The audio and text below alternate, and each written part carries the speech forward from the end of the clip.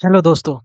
तो पाइथन सीखने की इस सीरीज में आज हम लोग देखेंगे कि पाइथन में अंडरस्कोर की कितनी अहमियत है और अंडरस्कोर से हम क्या-क्या चीज़ें, क्या-क्या वेरिएबल्स बना सकते हैं। ठीक है? तो चलिए आइए देखते हैं। Single leading underscore. Single leading means हमने सिंगल अंडरस्कोर दिया और इसमें इसके साथ एक वेरिएबल लिख दिया, सिंगल अंडरस्कोर नेम, और इसके अंदर राज लिख दिया। ठीक है? इसकी क्या अहमियत है किसी प्रोग्राम में? इसका मतलब ये है कि ये जो वेरिएबल हमने बनाया है या फिर ये फंक्शन बनाया है, ये सिर्फ और सिर्फ इसी क्लास या इसी मॉड्यूल के अंदर यूज किया जा सकता है। इस क्लास या मॉड्यूल से बाहर इसका उपयोग नहीं किया जा सकता।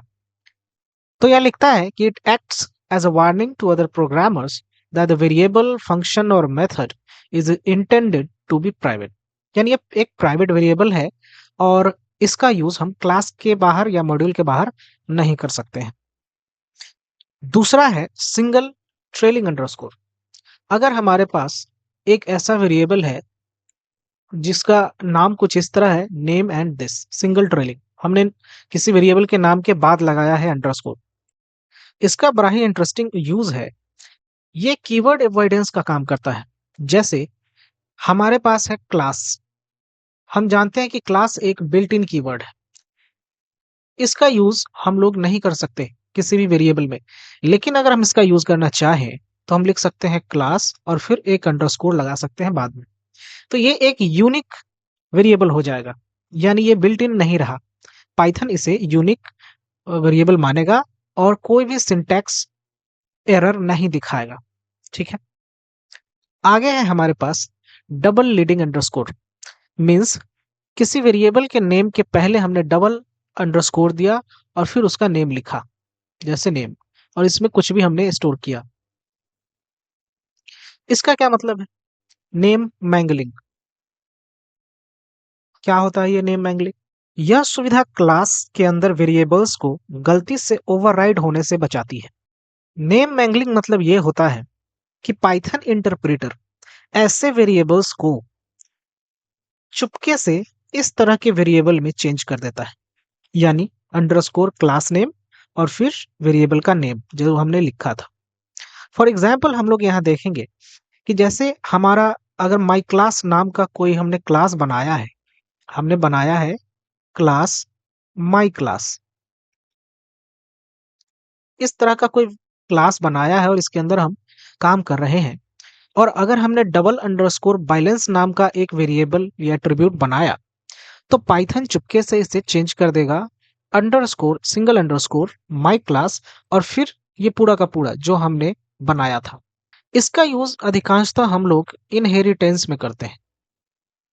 इनहेरिटेंस जब हम पेरेंट क्लास और चाइल्ड क्लास बनाते हैं, तो पेरेंट क्लास में भी कुछ ऐसे वेरिएबल्स होंगे या एट्रीब्यूट्स होंगे जो हम चाइल्ड क्लास में बना सकते हैं।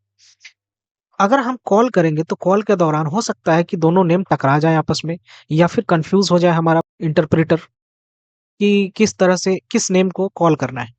इस चीज से बचाने के लिए अगर हम डबल अंडरस्कोर के बाद सेम वेरिएबल लिखते हैं या सेम एट्रीब्यूट लिखते हैं, तो हमारा पाइथन इंटरप्रेटर उसे सिंगल अंडरस्कोर क्लास नेम और उसके बाद वेरिएबल से चेंज कर देता है। अब हम देखते हैं कि डबल लीडिंग और डबल ट्रेलिंग अंडरस्कोर का क्या यूज है। जैसे हमने इनिट पढ़ा होगा, कैसे लिखते हैं? डबल अंडरस्कोर फिर INIT और फिर डबल अंडरस्कोर। इस तरह के जो भी नेम्स होते हैं वो रिजर्व नेम्स में काउंट आते हैं, और जो भी प्रोसेस पाइथन के बैकग्राउंड में हो उस चीज को करने के लिए। जैसे इनिट का यूज हम लोग ऑब्जेक्ट की इनिशियलाइजेशन में करते हैं। STR का यूज हम लोग स्ट्रिंग रिप्रेजेंटेशन को मैनेज करने के लिए किया जाता है। लेंथ फंक्शन यानी डबल अंडरस्कोर लेन डबल अंडरस्कोर, इसका यूज हम लोग लेन फंक्शन के बिहेवियर को देखने के लिए करते हैं। ध्यान रखने वाली बात यह है कि हम लोग को कभी भी इस तरह के नेम का यूज हमारे प्रोग्राम में वेरिएबल्स के रूप में नहीं करना चाहिए। ठीक है? नेक्स्ट हम लोग देखेंगे न्यूमेरिक सेपरेटर। ये भी बहुत ही इंटरेस्टिंग और अच्छी जानकारी है जो कि अंडरस्कोर के बारे में हो सकती है। जब भी आप बहुत बड़ा डिजिट लिखते हो, चाहे वो पैसे का हो या फिर किसी चीज का डिजिट हो लाइक दिस, तो अगर बिना अंडरस्कोर के या कॉमा के लिखने में हमें समस्याएं हो सकती हैं। तो अगर हम बीच में अंडरस्कोर लगा दें तो ये रीडेबल हो जाता है, एक पढ़ने योग्य कोड दिखता है और अच्छा दिखता है। और पाइथन इंटरप्रेटर की खास बात यह है कि पाइथन इंटरप्रेटर इस तरह के अंडरस्कोर्स को टोटली इग्नोर कर देता है। जैसे एग्जाम्पल के रूप में हमने एक वेरिएबल बनाया है मार्केट कैप और इसमें इस वैल्यू को रख दिया। अगर हम अंडरस्कोर ना देते तो ये रीडेबल नहीं था, ये पढ़ने में बड़ा ही मुश्किल हो जाती। लेकिन अंडरस्कोर लगाने से हमें क्लियरली दिख सकता है कि 3 3 0 5 के पीछे लगे हुए हैं। ठीक है। अंडरस्कोर का एक अच्छा और लास्ट यूज जो मैंने यहाँ पे दिखाया है वो है लूप के अंदर। जैसे हमने लिखा है फॉर अंडरस्कोर इन रेंज 5। इसका यूज हम तब करते हैं जब रेंज के अंदर जिस चीज को हम लोग लूपिंग करना चाहते हैं, दिखाना चाहते हैं, उसे प्रिंट नहीं करना चाहते, लेकिन हम चाहते हैं कि जो भी हम प्रिंट करें वो 5 टाइम्स या 4 टाइम्स तो प्रिंट हो। लेकिन हमें नहीं चाहिए ये जो काउंट कर रहा है, रेंज के अंदर जो काउंटिंग चल रही है वो हमें नहीं चाहिए, लाइक 0 1 2 3 4 एक्सेट्रा। ये काउंटिंग हमें नहीं चाहिए। हमें चाहिए प्रिंट के अंदर की चीज, लेकिन 5 टाइम्स या 4 टाइम्स जो भी आप करना चाहें। उसके लिए हम लोग अंडरस्कोर का यूज करते हैं। तो आज की वीडियो में इतना ही। अगर अंडरस्कोर से रिलेटेड कुछ भी जानकारी मिस हो गई हो तो आप लोग इसे जरूर मुझसे शेयर करें।